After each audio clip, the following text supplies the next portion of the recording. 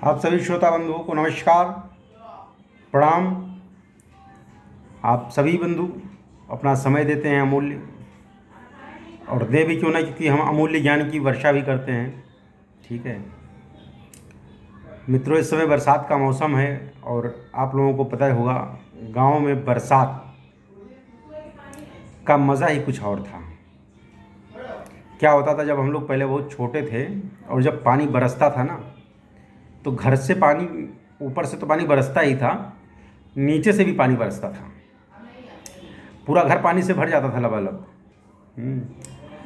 घर के जो गार्जियन होते थे, क्योंकि हम लोग छोटे छोटे होते थे, हम लोग चारपाई होती थी, हम नीचे चूँकि लबालब पानी भर जाता था तो चारपाई पे बैठते थे।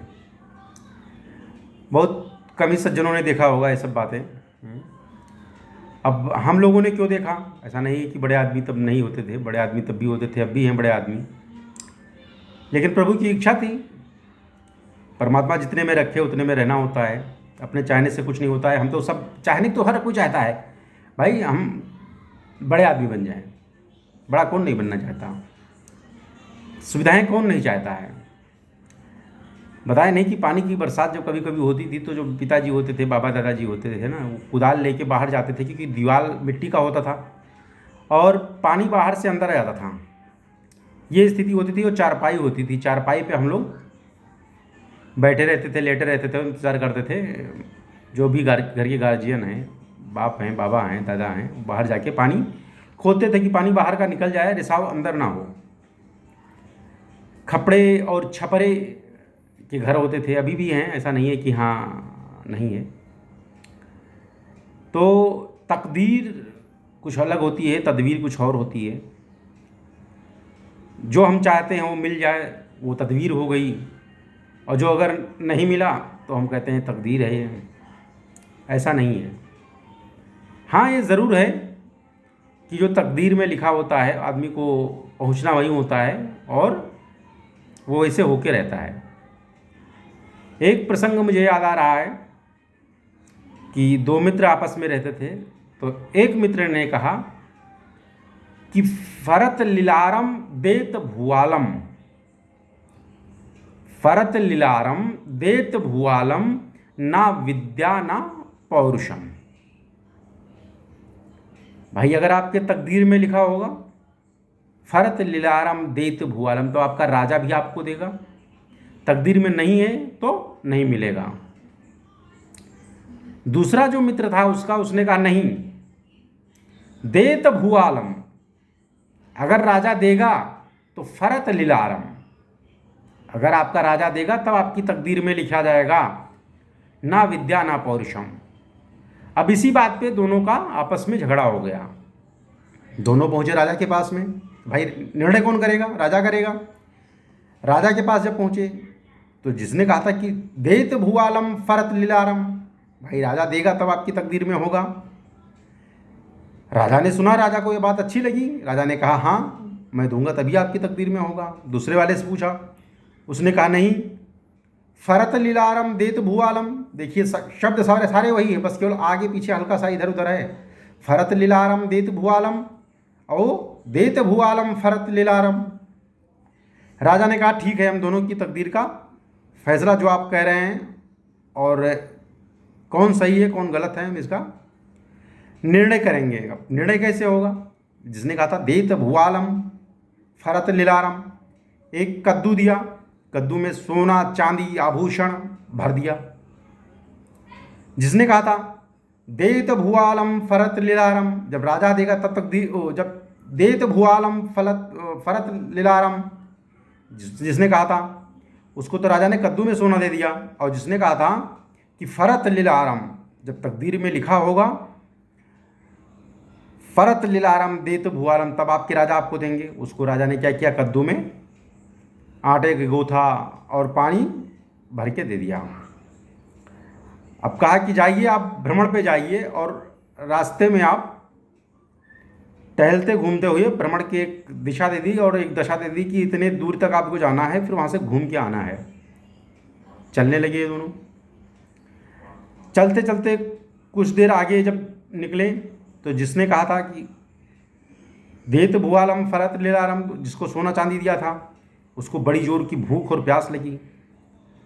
अब चूंकि उसके पास में सोना चांदी का आभूषण था, बहुत कीमती था, अब वहाँ पे कोई लेने वाला होना चाहिए, नहीं था कोई लेने वाला। उसने कहा कि मित्र ऐसा करो कि आप मेरा ये, बताया नहीं था राजा ने, उसने कहा मित्र ऐसा करते हैं कि आप मेरा कद्दू ले लो, हम आपका कद्दू ले लेते हैं। बोला इससे क्या होगा? बोला चूंकि आपका कद्दू होगा तो हमें फोड़ने में हिचक नहीं होगी, हम इसको देखें इसमें आपका क्या है, हमारा आप ले लीजिए। उसने कहा ठीक है।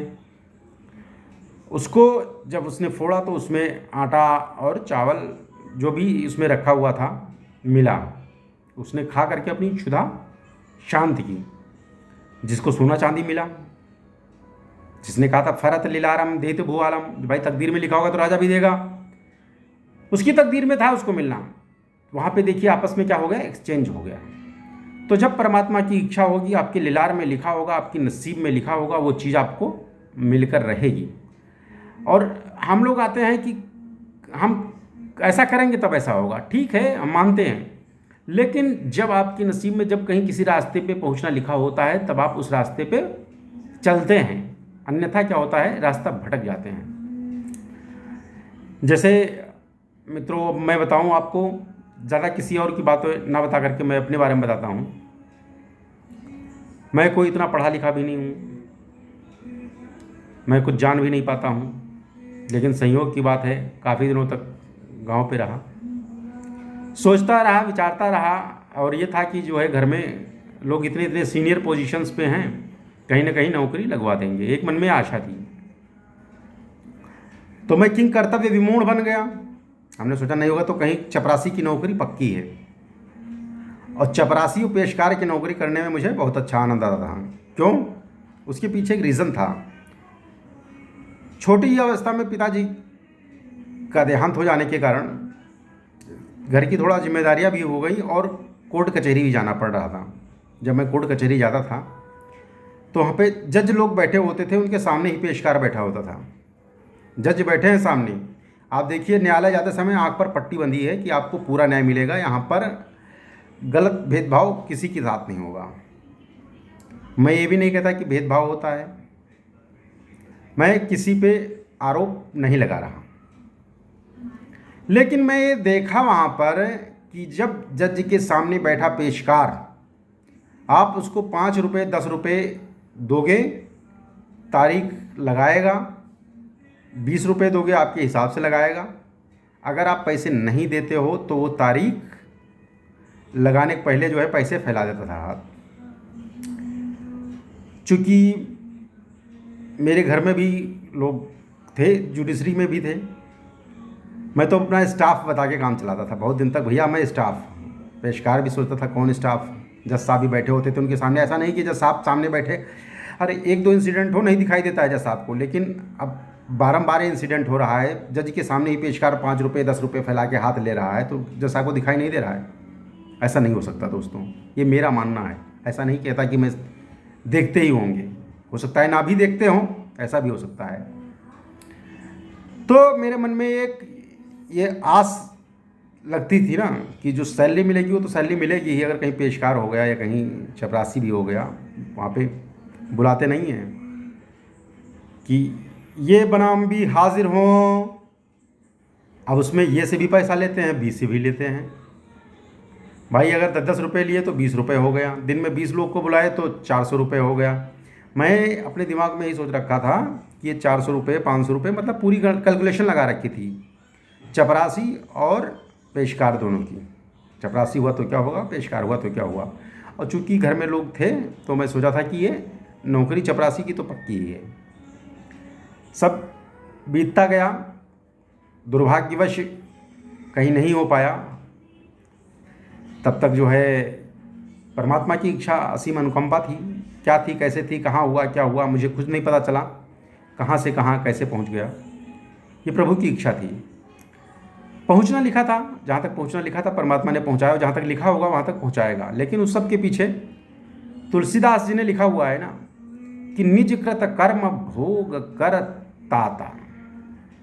निज कृत कर्म, अपने किए हुए कर्मों को आदमी भोगता है।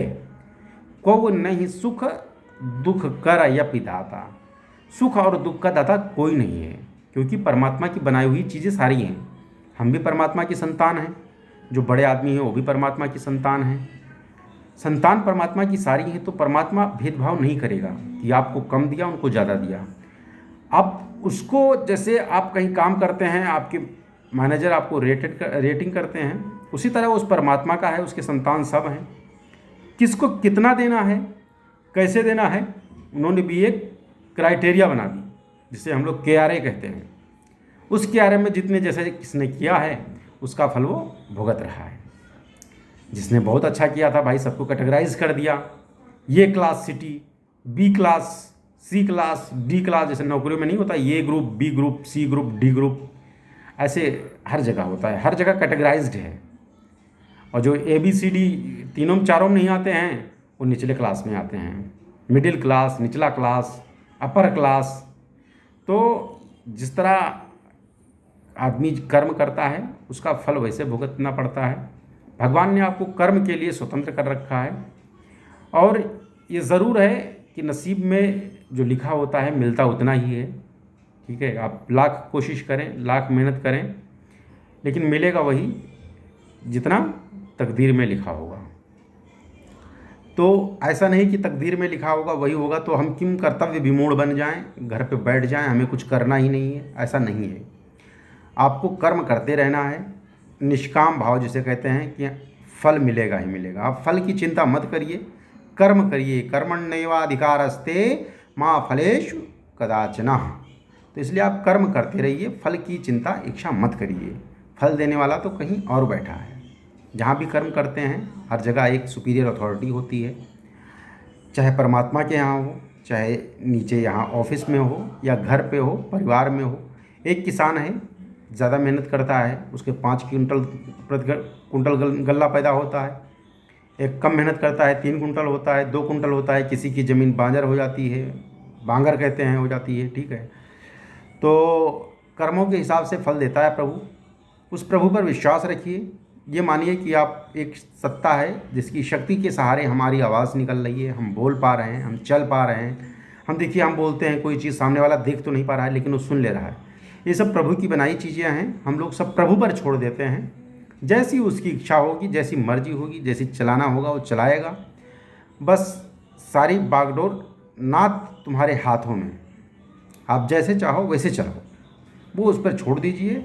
और बढ़िया निसंकोच होकर के अच्छा करिए तो आप प्रभु जी पे सब छोड़िए। अच्छा करिए तो आप, बुरा करिए तो आप। जो भी आप देते हैं सब आप ही आप हैं। और बाकी आप अपने कर्म पर विश्वास रखिए, कर्म में कोई कमी नहीं रखिए। अपना बेस्ट जितना अच्छा से अच्छा हो सकता है दीजिए। बाकी जैसी प्रभु की इच्छा होगी, जय प्रकार हरि चाहेंगे उसी प्रकार आप नाचेंगे। तो इसी सब के साथ में मित्रों, ये वीडियो चूँकि बड़ा हो रहा है, और बड़ा हो रहा है तो बड़ा होने दीजिए, कोई बात नहीं है। आज दिन भी बड़ा है, आज सैटरडे है, सब लोग मौज मस्ती के एंजॉय में रहते हैं, मूड में रहते हैं कि कल छुट्टी होगी, कल हम फिर से जो है एंजॉय करेंगे, देर सुबह तक सोएंगे। बाकी शेष अगला वीडियो बनाना पड़ेगा मित्रों, क्योंकि ये वीडियो बहुत लंबा हो जाएगा, और बहुत लंबा हो जाने के बाद में चूँकि एक प्रसंग ख़त्म हो गया है, तो इसीलिए जो है मैं आप लोगों से गुजारिश करूँगा कि भाग्य जो भी है, भाग्य भाग जाएगी, भाग्य भाग जाएगी। कब? जब आप उसको भगाने का प्रयास करेंगे। हम लोगों ने नाम सुना होगा नेपोलियन बोनापार्ट, लोग बताते हैं उसके हाथ में रेखा ही नहीं थी। गुरुदेव ने कहा कि आपके हाथ में रेखा ही नहीं, आप तो कुछ कर ही नहीं पाएंगे। उसने कहा अगर हाथ की रेखा से होता है तो हम लाल रेखा बना देते हैं। उठाया फाउंटेन पेन, खींच दिया, कहा अब बताओ गुरुजी। तो इतिहास आदमी ही रचता है। भगवान ने आपको कर्म करने के लिए स्वतंत्र कर रखा है, कर्म पे कोई हस्तक्षेप नहीं है। जिस तरह हमारे यहाँ सरकारी फाइलों में फाइल दबी होती है, लोगों के पास इतना टाइम नहीं होता है कि उलझ उलझ के देखें, ऐसे भगवान के पास में, चूँकि उनको यही इंडिया ही नहीं देखना है ठीक है, उनको आदमी ही नहीं देखना है, पूरे जीव जंतु चराचर सबको देखना है, तो उनके पास भी बहुत काम है। तो इसीलिए उन्होंने क्या किया, आपको कर्म करने के लिए स्वतंत्र कर दिया कि आप कर्म करिए, फल की चिंता मत करिए। फल जैसा आप कर्म करेंगे उसी अनुरूप आपको मिलेगा। अब इस सब के साथ में मित्रों ज़्यादा समय न लेते हुए थोड़ा और समय लेना चाहेंगे, ज़्यादा नहीं, क्योंकि क्या होता है कि मेरे पास में कल एक फ़ोन आया, उन्होंने कहा कि मैं ज्योतिषी हूँ। हमने कहा बहुत अच्छा है गुरुजी, बहुत बार बार मैसेज आता था, मैंने उनको ब्लॉक कर दिया था। हमने कहा बताइए। उन्होंने कहा कि ऐसा है कि आपके ऊपर ग्रह शनि पे शुक्र भारी पड़ रहा है। हमने कहा ये तो बढ़िया है, शनि भारी नहीं है। उन्होंने कहा नहीं, लेकिन मंगल बीच में आ रहा है। तो हमने कहा तब तो करें, इसीलिए आपका समय सही नहीं चल रहा है। हमने कहा बाबा सही समय क्या होता है और गलत समय क्या होता है? उन्होंने कहा बेटा जो आप जैसा चाहते हो वैसा नहीं हो रहा है। मैंने कहा मैं चाहता हूँ वैसे हो रहा है जैसा मैं कर रहा हूँ। अरे भाई मैंने कर्म किया है 50 रुपये का, तो मैं 100 की आशा क्यों करूँगा? मैं 50 में ही खुश हूँ। उन्होंने कहा नहीं, आप जो चाहते हो ऐसे होगा। हमने कहा कैसे फिर बताइए? उन्होंने कहा कि आप ऐसा है कि इसमें पूजा करानी पड़ेगी और एक ताबीज़ मैं आपको कुरियर करूँगा। हमने कहा दाम? बोले दाम कुछ नहीं है, इसमें जो आपकी श्रद्धा होगी आप दे दीजिएगा। हमने कहा तो ठीक है, हम 11 रुपये आपके अकाउंट में डाल दे रहे हैं। बोले 11 नहीं बेटा, इसमें 11,000 लगता है। अब चूँकि आप पहले से ही परेशान हो। हमने कहा कौन कहता है मैं परेशान हूँ? बोले नहीं, आप लग रहा है तो आप पहले से परेशान हो, तो आप ऐसा करो 5,000 रुपये दे दो और सारे ग्रह दशा आपके दूर हो जाएंगे। हमने कहा बहुत सुंदर है बाबा, ये ग्रह दशा दूर हो जाएगा, ठीक है। अब आप ये बताइए कि आपकी फैमिली में कितने लोग हैं? बोले कि 5 लोग। हमने कहा 5 लोग में लड़के कितने हैं? बोले 3 लोग। हमने कहा 3 लोगों में लड़के क्या कर रहे हैं बाबा? बताए कि एक जगह एक लड़का सिक्योरिटी गार्ड है, एक कोई कपड़ा फैक्ट्री में है, एक कहीं कुछ और कर रहा है। हमने कहा बाबा जब ये ग्रह दशा से आप मुझे राजा बना सकते हो तो अपने लड़कों को आपने क्यों नहीं जो है उच्च शीर्षस्थ पदों पर बैठा दिया? भाई पहले उनको राजा बना देते आप। उन्होंने कहा कि तुम ऐसे बात कर रहे हो मूर्खों वाली। हमने कहा बाबा मूर्खों वाली बात नहीं कर रहा हूँ, जो भी कर रहा हूँ सही कर रहा हूँ। कह रहे हैं कि ठीक है आपसे बात करना बेकार है। उन्होंने कॉल काट दी।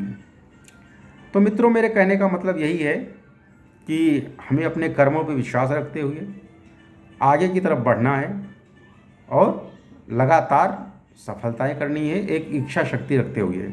ठीक है, इसी के साथ में आप लोगों को धन्यवाद, आपने इतना समय दिया इसके लिए बहुत बहुत आभार।